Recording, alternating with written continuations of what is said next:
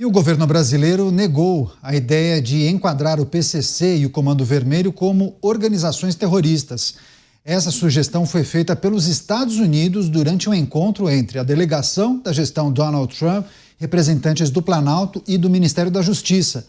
Durante a reunião, os norte-americanos defenderam a ideia de que uma eventual classificação das facções como grupos terroristas permitiria um combate mais rigoroso ao crime organizado. No entanto, o governo afirma que a Constituição brasileira classifica terrorismo apenas ações motivadas por ideologia, política ou religião, o que não se aplicaria às práticas do PCC e Comando Vermelho. Chama o Mota para trazer as impressões sobre a sugestão dada pelo governo norte-americano e aí a resposta, e também a justificativa dos representantes do governo brasileiro. Mota. Mais uma pérola criada no Brasil, uma jabuticaba. O Brasil inventou o terrorismo politicamente correto. Só é terrorismo se você atacar a pauta woke. Se você explodir uma bomba e matar um monte de gente, peraí, mas você fez isso por preconceito? Você fez isso por algum tipo de fobia? Então é terrorismo. Mas se foi simplesmente porque você estava a fim de matar um monte de gente, não é terrorismo não, gente. A nossa lei não prevê isso. Olha, eu tenho uma interpretação provisória desse evento, sujeita à verificação à medida que os fatos acontecem. Na minha opinião, essa delegação americana não veio ao Brasil pedir nada. Ela veio transmitir uma mensagem. A gente pode discutir que mensagem foi essa. Agora, que diferença faz para o governo americano se o Brasil classifica ou não as facções como grupos terroristas? Me parece que faz pouca diferença. O governo americano pode ele próprio fazer essa classificação, como já fez em relação a vários grupos do narcotráfico, e pode ele próprio, o governo americano, aplicar as sanções que ele quiser. O governo americano não precisa do governo brasileiro para fazer nada disso. O governo americano, o governo do presidente Donald Trump, também não precisava enviar uma delegação ao Brasil para conhecer o posicionamento do atual governo brasileiro em relação ao combate ao crime. Bastava assistir o Pingos nos Is, com certeza. Tem alguém do governo americano que assiste o Pingos todos os dias. Isso aí já bastava. Se o governo americano mandou alguém aqui, ele deve ter alguma outra boa razão para ter feito isso. Você, Cristiano Beraldo, está nos Estados Unidos acompanhando essas movimentações e aí muitos aqui no Brasil se perguntaram, mas qual a razão para o governo se colocar contra essa sugestão dada pelo governo norte-americano? Porque na visão de muitos, isso só ajudaria a tal força-tarefa para enfrentar um crime organizado tão poderoso. Muitos ficaram sem entender. Talvez vocês deem a resposta. Neto, o problema do governo brasileiro é que, como ele não leva a sério, por incompetência e também por conveniência, a questão do crime organizado, ele usa esse tipo de contato, e o Mota tem toda a razão na sua análise, não existe uma circunstância em que o governo norte-americano, que mantém unidades de inteligência e combate ao tráfico de drogas dentro da embaixada e dos consulados no Brasil, não tem nenhuma razão para o governo americano ir ao Brasil pedir alguma coisa. Olha, por favor, contamos com vocês. Poxa, vai ser tão importante se vocês reconhecerem o PCC e o Comando Vermelho como instituições terroristas. Isso não faz nenhum sentido. A comunicação que existe é uma comunicação pragmática de quem efetivamente está tentando conter um problema gravíssimo, que é a entrada de drogas vindo do Brasil dentro do território norte-americano. Agora, o Brasil usa essas circunstâncias sempre do ponto de vista ideológico. E como ele é incompetente e conivente, então ele já transforma isso como uma mensagem que ele quer passar para a sua militância, uma mensagem que quer passar para os eleitores, para dizer, estão vendo? Eu não me curvo a essas exigências e esses pedidos do Trump, o Trump malvadão. Que história é essa de vir aqui e dizer que o meu PCC, o meu Comando Vermelho, essas instituições honradas que mandam os seus representantes aqui visitar os nossos ministérios? Não. Eles são simplesmente pobres coitados que estão tentando ganhar a vida. É assim que se justifica esse tipo de comportamento absurdo, inapropriado e ridículo, que coloca o Brasil como parceiro do crime e não junto àqueles que querem combater esse absurdo que é o domínio do crime organizado no solo brasileiro. Só faltava alguém falar em soberania nacional, né, Dávila? Não, esse tipo de sugestão atenta contra a soberania nacional. Como você avalia a proposta do representante do governo Trump e também a justificativa dada pelos representantes do Planalto? Vou contar um segredo aqui para nossa audiência. Sabe por que o governo tem medo de associar PCC e Comando Vermelho com terroristas? Porque esse terminho pode incluir o MST, o parceiro do governo, o amiguinho do governo. Afinal de contas, uma organização que invade propriedade privada, que viola a Constituição, pode ser enquadrada em terrorismo. E esse é o problema do governo. Então o governo não quer ouvir falar desse termo terrorismo, porque na verdade pode mexer com seus grandes aliados, o MST. O fato é que catalogar de terrorista, de máfia, tudo isso é insignificante. O que precisa é uma lei dura para combater o crime organizado, coisa que esse governo não vem fazendo absolutamente nada. O crime organizado só ganha espaço no controle de território, no controle de atividades lícitas hoje, como gasolina, como a questão de segurança, como a questão de gás. Qualquer atividade hoje está lá o crime organizado cada vez mais infiltrado. O que mostra o governo cada vez mais perdendo espaço, controle de território, de atividades legais e fundamentais para o crime organizado. No fundo, o crime organizado está se beneficiando da passividade, da omissão e da apatia do governo para ganhar cada vez mais espaço. É o Brasil a caminho de se tornar um narco-estado por causa da omissão do governo. Agora, Mota, você com a sua experiência também no funcionalismo público, as análises que você faz em relação aos desafios do Estado no combate ao crime organizado, muitas pessoas que não acompanham as tratativas com organismos internacionais, com outros governos, se perguntam, tá bom, caso o governo dissesse, ok, vamos alterar o status e esses grupos criminosos passarão ou poderão ser classificados como grupos terroristas. De que maneira você entende que haveria esse tipo de colaboração, de participação de um outro país, no caso os Estados Unidos, em ajudar a combater o PCC e o Comando Vermelho? Tudo bem, são organizações transnacionais, há atuação fora do Brasil? Mas o trabalho mesmo dessas facções está focalizado aqui no território nacional, que aí sim eles despacham, né, o material, as drogas para outros países. Dá para você apontar, dar uma luz aqui para o nosso público, de que maneira funcionaria essa parceria entre países para combater facções que atuam de forma primordial em um país? Claro. A gente tem um excelente exemplo disso para dar agora, né, Canhoto? Que é El Salvador.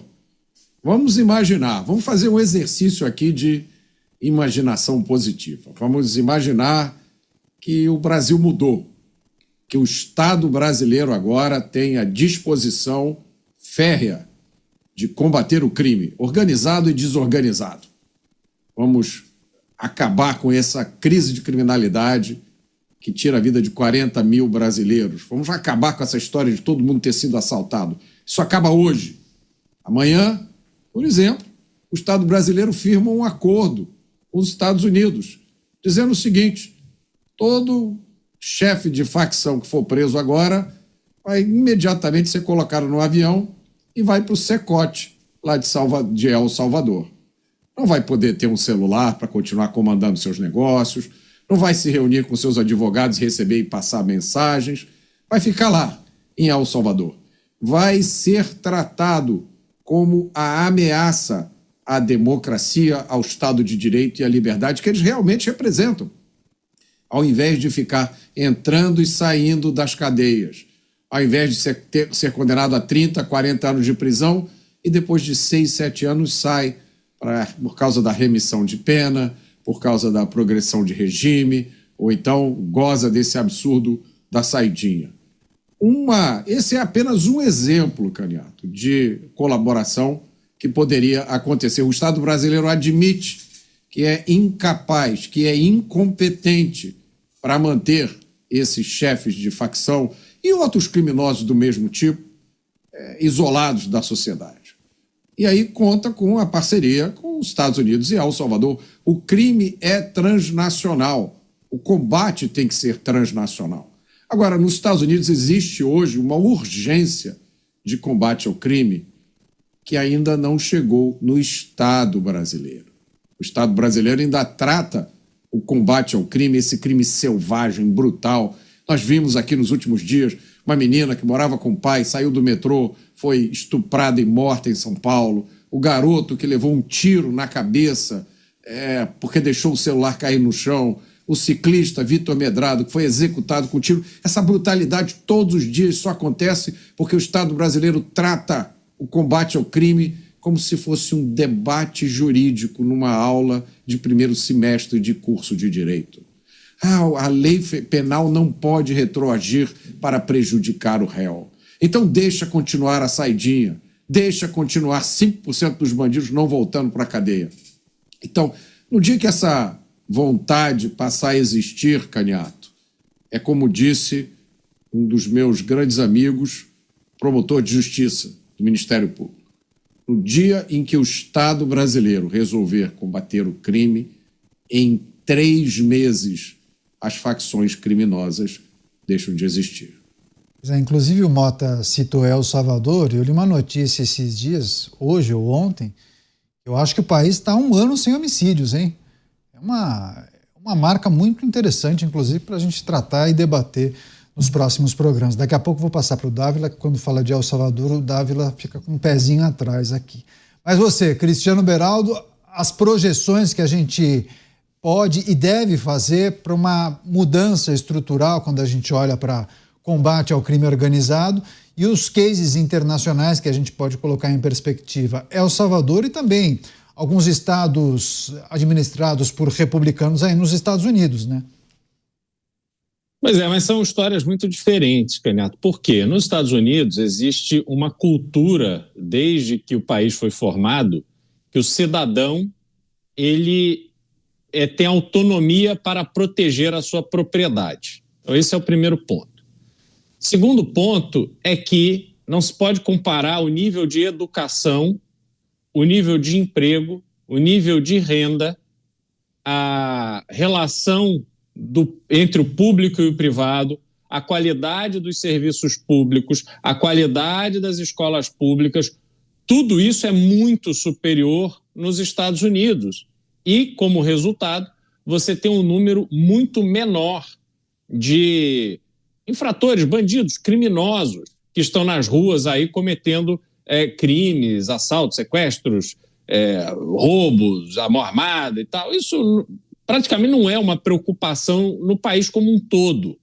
Então, eu moro num bairro, numa casa de rua, não tem muro, os vizinhos não têm muro e tá tudo bem. E não há, as crianças brincam na rua, não há a menor preocupação de que vai passar alguém ali e assaltar uma casa, fazer uma maldade com a criança. Por quê? Câmeras para todo lado, a polícia circulando, se faz presente, e se passar alguém ali estranho, vai ser identificado.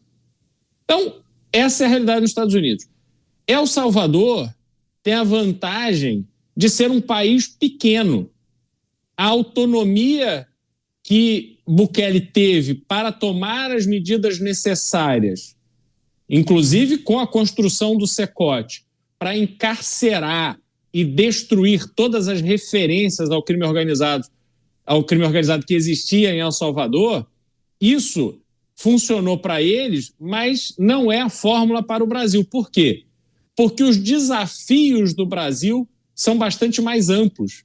A gente precisa lembrar que o Brasil tem 7 mil quilômetros de costa, milhares de quilômetros de fronteiras terrestres, 215 milhões de habitantes com características completamente diferentes, em realidades completamente diferentes, que vão da Serra Gaúcha à Amazônia.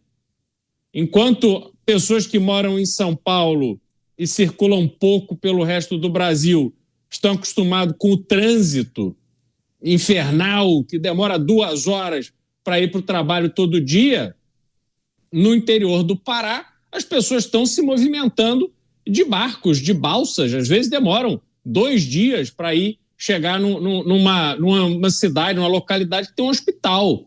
Então o Brasil tem muitas realidades dentro do próprio país. O Brasil, para levar a sério o combate ao crime organizado e transformar-se num país seguro, até porque, Caniato, se não acontecer isso, não teremos nenhuma perspectiva mais. O mundo vai demandar isso, está demandando isso. E o Brasil está completamente atrasado. Nós precisamos equipar as nossas forças armadas. Nós precisamos equipar as nossas polícias. Começa com salário decente, equipamentos adequados, autonomia para agir. A gente precisa segurar as nossas fronteiras com alta tecnologia. Nós precisamos que aqueles que são pegos cumpram pena. Que o sistema de justiça não fique com peninha, mas, ao contrário, encarcere e faça cumprir pena dura. Nós precisamos mudar absolutamente tudo no combate ao crime. E se não fizermos isso, Caniato, esquece, não vai resolver. Pois é, deixa eu só trazer a informação correta. O governo de El Salvador divulgou no dia de ontem que a administração de Nayib Bukele estaria há 900 dias sem homicídios. Então essa é a informação que foi divulgada ontem pelo governo de El Salvador. Segundo eles, 900 dias sem homicídios. Você, Dávila, quando a gente coloca o exemplo de El Salvador, você fica um pouco reticente, né, em relação a esse modelo que foi adotado lá, né? Fico, lógico. Acho que nunca modelos de ditaduras deveriam espiar democracia, porque se acontece assim, daqui a pouco você acha que você precisa de um Bukele no Brasil que pode acabar com a democracia, que pode ter linha dura. Eu sou totalmente contra. Eu sou sempre a favor de buscar os bons exemplos nas democracias.